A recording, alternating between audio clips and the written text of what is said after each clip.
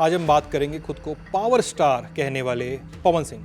वही जो गाना गाते हैं, वही जो एक्टिंग करते हैं, वही जो डांस करते हैं। 30 सितंबर 2025 केंद्रीय गृह मंत्री अमित शाह से मुलाकात की, बीजेपी में आने जाने की खबरें बनी, फोटो शेयर हुई, बिहार चुनाव पर क्या प्रभाव पड़ेगा ये सब भी बातचीत में सामने आया। कहानी क्या है पवन सिंह की? बात है 1992 की। तब बिहार और झारखंड अलग नहीं हुए थे, डाल्टनगंज कटकर मोदी नगर नहीं बना था और झारखंड में नहीं गया था। इसी अविभाजित डाल्टनगंज में इस साल एक शादी हो रही थी। रात का समय था, मड़वा गुलजार था, कुछ दूर पर गाने बजाने का कार्यक्रम चल रहा था। एक युवक हाथ में झाल लिए गाना गा रहा था, उसके गले की नसें उभर आई थी। ढोलक, हारमोनियम और झाल की आवाज़ हल्की ओस के साथ फैल रही थी। दर्शक हौसला अफजाई कर रहे थे। स्टेज पर एक छोटा बच्चा भी कोने में बैठा हुआ था। उसकी आंख लग गई थी, वो थक गया था। उसको घर पर कुछ गाने सिखाए गए थे, वही एक आध गाने उसे सुनाने थे। जब उसकी बारी आई तो अब तक गाना गा रहे उसके चाचा ने उस छोटे से बच्चे के चेहरे पर पानी की छींट मारी। बच्चा अपनी जगह से उठा, गमछे से चेहरा पोंछ लिया और अपने पसंदीदा भोजपुरी कलाकार मुन्ना सिंह का गाना गाना शुरू कर दिया। गाने के बोल, छोड़ द पुलिसिया के नौकरी, घरे आजा राजा जी। बच्चे के पास एक ही गाने की तैयारी थी, लेकिन लोग उसी एक गाने में पागल हो चुके थे। फरमाइशों की लाइन लगा दी, एक के बाद एक गाने। 6 साल के बच्चे ने महफिल को पकड़कर रख लिया पूरी रात। महफिल का हासिल, बच्चे को ढेर सारा आशीर्वाद मिला। लोगों ने कहा कि यह बिहार का नाम चमकाएगा। बिहार का नाम चमका या नहीं ये तो नहीं पता, लेकिन बच्चा खूब चमका। 1997 में मार्केट में एक सीडी आई, बच्चे के गाने थे उसमें। 4000 कॉपी से ऊपर बिक गई। कवर पर छपे लड़के का नाम बिहार जानने लगा, पवन सिंह। वही पवन सिंह जिनका गाना जिला टॉप लागेलू लॉलीपॉप लागेलू देश भर के एलीट सभाओं के कूल पने का अंत बना। वही पवन सिंह जो पावर स्टार बना।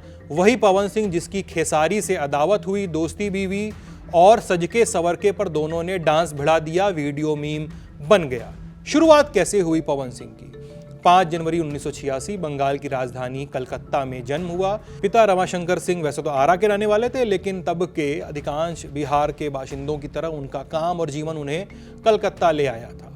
पवन महज 6 साल के होंगे जब आरा से उनके एक चाचा अजीत सिंह कलकत्ता आए। वही चाचा थे जो आरा में गाने बजाने का काम किया करते थे। अपनी एक संगीत मंडली थी उनकी। कॉन्ट्रैक्ट के बेसिस पे शादी, छठी, मुंडन जैसे इवेंट पर जाते थे, गाते थे। चाचा कलकत्ता आए। खेल खेल में चाचा ने भतीजे से गवाया और भतीजे ने गा भी दिया। चाचा बोले, तू हमरे संगे आरा चल बा। पवन सिंह आरा आ गए। गायकी जम निकली। फिर साल 97 में सीडी आ गई तो पवन सिंह के पैर जमे। उन्होंने गाना लिखना, उसे म्यूजिक में ढालना शुरू कर दिया। पहले एल्बम को नाम दिया ओढ़निया वाली। खुली गली हमसे अब ना लजाली ओढ़निया वाली। लोगों ने इस गाने को सुना तो जरूर, लेकिन जमीन जमने में बिहार के ही कैमूर जिले के अतरवलिया गांव के रहने वाले एक सिंगर थोड़ा सा भारी पड़ रहे थे। सिंगर का नाम मनोज तिवारी। बगल वाली जान मारेली और रिंकिया के पापा, इन गानों ने थोड़ा मार्केट हथिया लिया था और धीरे धीरे लहंगा भी रिमोट से उठाने की कवायद शुरू हो चुकी थी। पवन सिंह ने बाईपास निकाल लिया, भोजपुरी फिल्में पकड़ ली। वेव म्यूजिक के साथ उन्होंने अपनी पहली फिल्म की 2007 में। नाम था रंगली चुनहरिया तोरे नाम की। इंडस्ट्री के कई दिग्गज प्लेबैक सिंगर्स ने गाना गाया था, जैसे सुरेश वाडेकर, उदित नारायण, कैलाश खेर, रूप कुमार राठौड़, ये सब लोग। पवन सिंह अब गायक के साथ बतौर एक्टर भी भोजपुरी इंडस्ट्री में प्रवेश कर चुके थे और उनके करियर की गाड़ी चल पड़ी थी। लेकिन वेव म्यूजिक के साथ शुरुआत जो थी वो एक झंझट में हुई थी। दरअसल उन्हें करियर की शुरुआत में ही टी सीरीज का साथ मिल गया था। पवन सिंह को इसमें अपॉर्चुनिटी दिखी, लेकिन बाद में मामला गड़बड़ाने लगा। पवन अपनी फीस बढ़ाने की बात कर रहे थे, लेकिन टी सीरीज वाले रेडी नहीं हो रहे थे। पवन सिंह ये भी चाहने लगे थे कि बाकी गानों के साथ वो स्पेशल ओकेजन्स पे भी गाने रिलीज करें, जैसे दिवाली, छठ, होली पे, सलमान खान टाइप का स्टाइल। लेकिन टी सीरीज को इसमें खास रुचि नहीं थी। इसके बाद उन्होंने वेव म्यूजिक को ज्वाइन किया। ये सब खबरें बताती हैं। वेव म्यूजिक के साथ मिलकर उन्होंने वो कर दिया जिससे उनके पावर स्टार बनने का सफर जो था वो शुरू हो गया, जो हमने बताया। फिर साल 2008 में अपनी गायकी को जिलाने चले पवन सिंह को एक धुन याद आई, कौंधी दिमाग में। उन्होंने अपने म्यूजिक कंपोजर विनय विनायक को फोन मिला दिया, कहा कि इस धुन पर कुछ ऐसा बन जाए जो भोजपुरी इंडस्ट्री में कभी नहीं हुआ हो। विनायक ने धुन सुनी। लिरिसिस्ट जाहिद अख्तर को उस धुन पे कुछ लिखने को कहा। लिखाई पूरी हुई। लिरिक्स में अंग्रेजी का प्रयोग था। पवन सिंह के साथ के लोग बहुत कन्विंस नहीं थे, लेकिन पवन सिंह ने किसी की सुनी नहीं। गाना जस का तस उसी धुन पर गा के रिलीज कर दिया, गाना नहीं चला। कलाकार दुख से उबरने की कोशिश में जूझ रहा था। तभी अचानक से 6 महीने बाद अचानक से उस गाने की मांग बाजार में बढ़ने लगी। गाना भोजपुरी बेल्ट से निकल के दिल्ली बंबई तक पहुंच चुका था। भोजपुरी न जानने वाले भी ये गीत रट चुके थे और लिपस्टिक को लिपस्टिक बोलने का ट्रेंड शुरू हो गया था। यहाँ कमरिया करे लपालप वाले गाने की बात हो रही है। इसी गाने ने पवन सिंह को बिहार के सुपरस्टार का खिताब दिया था। कैसेट पे लिखा जाने लगा, पोस्टर चिपकाए जाने लगे, करियर ऊपर पहुंचा। पवन सिंह के जीवन में प्रेम दाखिल हुआ। साल 2014 में 1 दिसंबर की तारीख पवन सिंह ने शादी की, किससे? अपनी प्रेमिका से, जो उनके ही बड़े भाई की साली थी। नाम प्रिया उर्फ नीलम सिंह। शादी धूमधाम से हुई। सिनेमा जगत से लेकर राजनीति से जुड़े लोगों ने शादी में शिरकत की, आशीर्वाद दिया। लेकिन यह शादी नीलम की मौत के साथ खत्म हुई। 8 मार्च 2015 मुंबई में अंधेरी के एक अपार्टमेंट में एक फ्लैट में नीलम ने अपनी जान दे दी। खबरें बताती हैं कि उस वक्त वहां नीलम की बहन और बहनोई भी मौजूद थे। पुलिस ने पवन सिंह से पूछताछ की, मीडिया ने भी सवाल पूछे। पवन सिंह ने रो रो कर दोहराया कि उनकी पत्नी देवी समान थी। लेकिन कुछ रिपोर्ट्स का मानना था कि पवन सिंह का रोना धोना सब दिखावा मात्र है, क्योंकि नीलम ने पवन सिंह के रवैये से परेशान होकर ही अपनी जान दी थी। वो डिप्रेशन से जूझ रही थी। कुछ रिपोर्ट्स ने तो ये भी कहा कि नीलम अपनी शादीशुदा जिंदगी में डोमेस्टिक वायलेंस की भी शिकार रही थी। साल 2018 पवन सिंह ने यूपी की बलिया की रहने वाली ज्योति सिंह से दूसरी शादी की।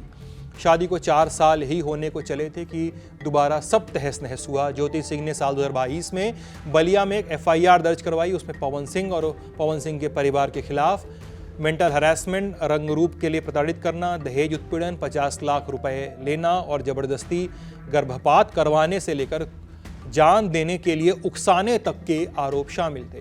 2022 में ही पवन सिंह ने आरा में तलाक की अर्जी लगा दी। पहले तो कोर्ट ने कंसिलिएशन के लिए समय दिया, यानी तलाक मांग रहे कपल से कहना कि वो पहले निपटारा करने की और शांति स्थापित करने की कोशिश करे, लेकिन कोई फायदा नहीं हुआ तो सुनवाई शुरू हो गई। कई बार पवन सिंह और ज्योति सिंह की कोर्ट में पेशी भी हो चुकी है। ज्योति सिंह ने एलिमनी में 5 करोड़ रुपए की जो रकम है वो मांगी है। पवन सिंह ने उन्हें 1 करोड़ तक देने की बात कही है।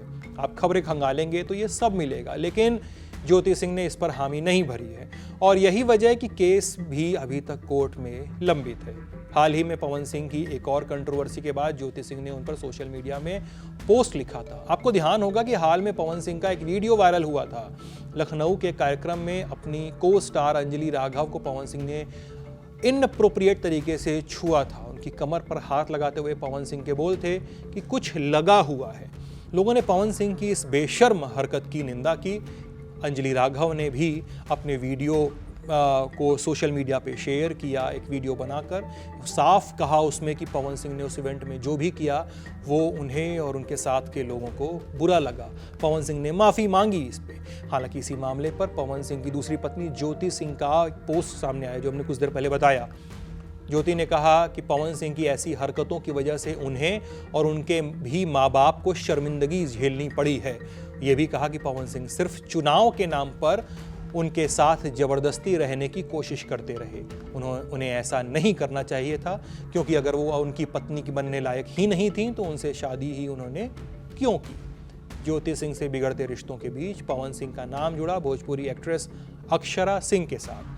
दोनों के साथ होने की खबरें आई सोशल मीडिया पे और खबरों में कई जगहों पे कई तरीकों से लिखा गया। कुछ इंटरव्यूज़ में बिना नाम लिए ऐसी बातें कही गई दोनों पक्षों की ओर से, जिनसे इस खबर पर मुहर सी लग गई थी। लेकिन ये रिश्ता भी टूटा। एक पॉडकास्ट में अक्षरा सिंह ने कई आरोप लगाए। कहा कि वो बदतमीजी, गाली गलौज और मारपीट तक करते रहे और अब संबंध टूटने के बाद उन्हें भोजपुरी इंडस्ट्री में काम भी नहीं मिल पा रहा है, ऐसा अक्षरा का कहना रहा। और एक इंटरव्यू में पवन सिंह ने कहा कि उन्होंने किसी को भी कभी love you, I love you नहीं कहा है। लेकिन पवन सिंह के फैन बेस में कमी नहीं आई। पटना के एक पत्रकार कहते हैं कि पवन सिंह ने नेगेटिव पब्लिसिटी का भी इस्तेमाल किया। वो वहाँ भी अपने नंबर बनाने में सफल रहे। ऐसा क्या है जो पवन सिंह को अभी भी पावर स्टार बनाकर रखता है? वो चीज़ है भोजपुरी स्पीकिंग लोगों का उनके लिए फैंडम। लोग बताते हैं कि पवन के तेवर को, उनके बात करने के तरीके को, पब्लिक जो है उनके बिहेवियर को कुछ लोग बदतमीजी कह सकते हैं, लेकिन उनके फैंस ने उनकी अल्फा मेल वाली छवि तैयार कर दी है। इसी इमेज पर ताली बजती है, इसी इमेज पे टिकट बिकते हैं। पवन सिंह ने किसी एक्ट्रेस को स्टेज पर खड़ा करके पूछ डाला कि मेरी इनकी जोड़ी कैसी है। जनता ने एक सुर में बढ़िया भी कह दिया। एक्ट्रेस ठिठकी खड़ी रही, लेकिन पवन सिंह का ये बेढब स्टारडम ही था कि किसी ने इस घटना पर वाजिब सवाल तक नहीं पूछे। उनकी निजी जिंदगी के चाहे कितने भी किस्से बाहर आए, उनके गानों के व्यूज में कमी नहीं हुई। 2024 में आए स्त्री 2 के गाने आई नहीं से अब पवन सिंह ने बॉलीवुड में भी प्रवेश ले लिया है, लेकिन अब पवन सिंह फिर से खबरों में है। गृह मंत्री अमित शाह के साथ वो तस्वीरें पोस्ट कर रहे हैं, लेकिन वो राजनीति में पहले ही आ चुके हैं। 2017 में पवन सिंह ने भारतीय जनता पार्टी ज्वाइन की। उस वक्त पर उन्होंने कहा कि वो प्रधानमंत्री नरेंद्र मोदी के बहुत बड़े प्रशंसक हैं और इसी चलते बीजेपी से जुड़े हैं। 2019 होली का एक कार्यक्रम चल रहा था। कहा जाता है कि इस दौरान ही बीजेपी ऑफिस से पवन सिंह को एक फोन गया, बुलाया गया। पवन सिंह ऑफिस पहुंचे, बताया गया कि इस साल होने वाले लोकसभा चुनाव में उन्हें हावड़ा सीट से चुनाव लड़ना है। पवन सिंह खुश हुए, लेकिन उत्साह जल्दी ही ठंडा पड़ गया। पार्टी ने उन्हें छोड़कर रणदेव सेनगुप्ता को टिकट दे दिया। पवन सिंह इससे आहत हुए, लेकिन उन्हें आश्वासन मिला कि साल 2024 के चुनाव में उन्हें जरूर टिकट दिया जाएगा। 2024 में पश्चिम बंगाल के आसनसोल से उन्हें टिकट मिल भी गया, वही सीट जहां से शत्रुघ्न सिन्हा लड़ते आए हैं। लेकिन आंतरिक विरोध, कोट अनकोट, इस आंतरिक विरोध ने पवन सिंह को पीछे हटने पे मजबूर कर दिया। पवन सिंह ने माफी मांग ली, टिकट वापस कर दिया और बिहार की काराकाट सीट से निर्दलीय चुनाव लड़ा। चुनाव में जीत हासिल नहीं की, लेकिन काराकाट में एनडीए के बड़े नेता उपेंद्र कुशवाहा की जीत रोक भी दी। पवन सिंह ने इंटरव्यूज में कहा कि उन्हें इस हार से कोई दुख नहीं है, बल्कि वो बहुत खुश हैं और अब 30 सितंबर को बिहार असेंबली इलेक्शन से ठीक पहले वो एक बार अपना निर्दलीय स्टेटस छोड़ के फिर बीजेपी के खेमे में देखे जा रहे हैं। बाकायदा सॉरी कहतारू कह के उपेंद्र कुशवाहा से मिल लिए हैं। उन्होंने फेसबुक पर बीजेपी नेताओं के साथ तस्वीरें पोस्ट की हैं। लिखा भी है कि जातिवादी राजनीति के पोषकों के दिल पे आज ई फोटो देख के सांप लौट रहा होगा, लेकिन जिनके दिल में विकसित बिहार का सपना बसता है वो कब तक एक दूसरे से दूर रह सकते हैं। अब पवन सिंह फिर से राजनीति में है, 18 साल में एक अदद जीत के इंतजार में। हैकर लोग कह रहे हैं कि कहीं ना कहीं कनखियों से खेसारी लाल यादव भी मामला देख रहे होंगे। किसी को नहीं पता कि दोनों दोस्त हैं या दुश्मन, एक दूसरे को एक दूसरे का भाई कहते हैं और पटना में भोजपुरी सिनेमा के नाम पर अपने गुट चलाते हैं। ऐसी चलती है कहानियां। गुट क्यों न हो, पवन सिंह भाजपा के करीब देखे गए, खेसारी राष्ट्रीय जनता दल की रैलियों में देखे गए और ऐसे में अश्नीर ग्रोवर के शो राइज एंड फॉल में नजर आने वाले भोजपुरी एक्टर, अश्लील गानों और हरकतों के मालिक और उदीयमान नेता पवन सिंह ने एक दिन कह दिया, इतने चाहने वाले आए हैं, कौन हमारा दुश्मन आया है। लोगों ने मतलब निकाल लिया। आप लल्लन टॉप देख रहे थे, बहुत बहुत शुक्रिया।